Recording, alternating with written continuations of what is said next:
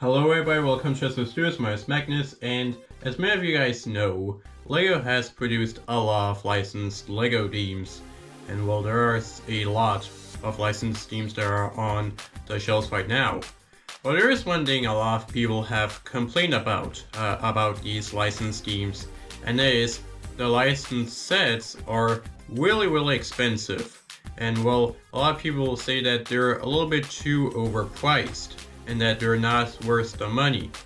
However, in this video I actually want to tell you guys why exactly certain licensed sets are a lot more expensive than they should be.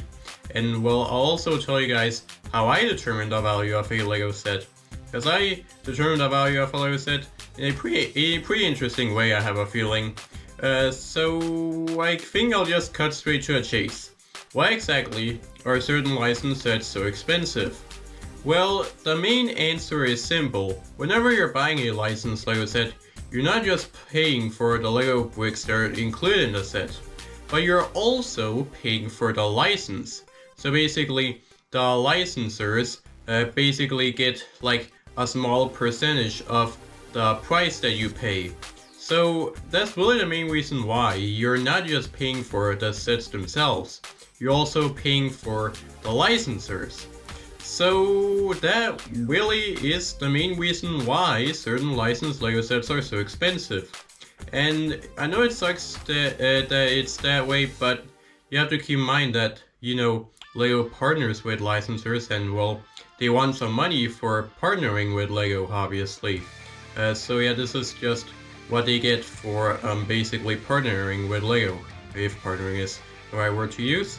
So yeah, they just want some money in return as well from the fans that buy the sets.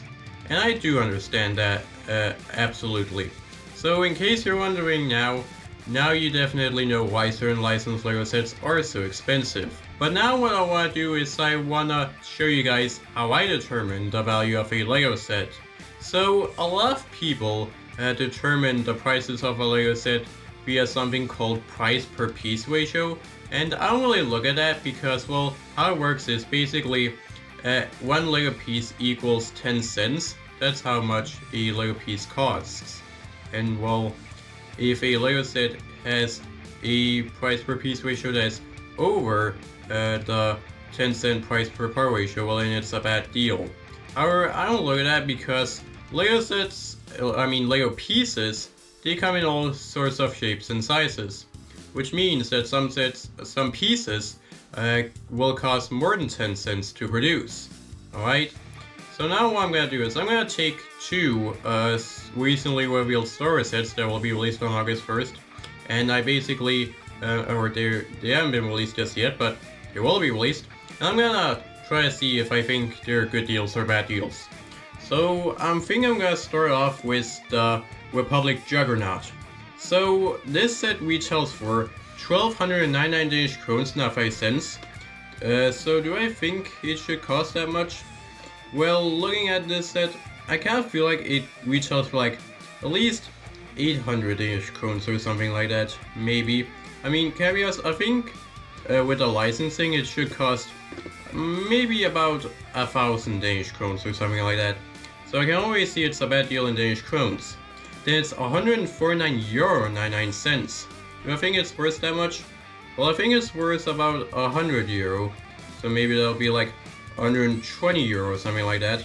So it's also a bad deal in euros. Then it retails for 139 British pounds 99 cents. Do I think that's a good deal? Well, I think this set should cost 110 British pounds if I'm being honest. And then it retails for 159 USD dollars 99 cents. And also think that's a bad deal. I think this set should retail for 120 USD dollars if I'm being honest. Then it's 199 Canadian dollars 99 cents. And cameras, I think this should be like 150 Canadian dollars. And it also retails for 249 Australian dollars 99 cents.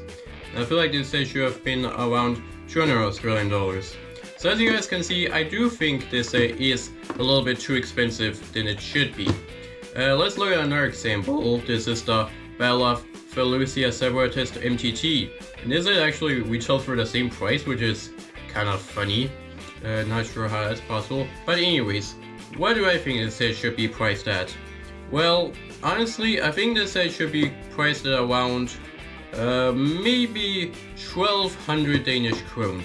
I think that's how much it should cost in Danish krones. And then I think it should probably cost about 130 euro or something like that. And then I think it should cost around 120 British pounds. And I think it should cost around 130 United States dollars.